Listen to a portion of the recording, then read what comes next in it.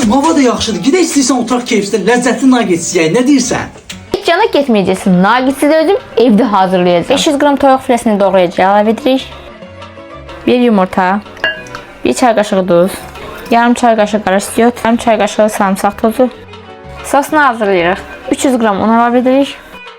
50 qram qarğıdalı nişastası əlavə edirik. 1 çay qaşığı duz, yarım çay qaşığı qədər xardal, 250 ml su əlavə edib qarışdırırıq.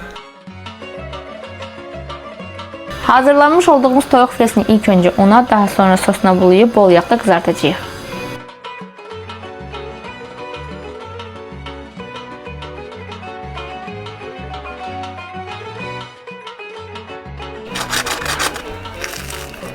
Ləzzətli KFC nuggetlərimiz hazırdır. Bismillah eləyək, dadına baxaq.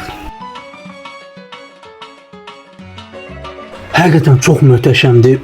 Əllərinə sağlıq həyatım. Nuş olsun, mən çox bəyəndim.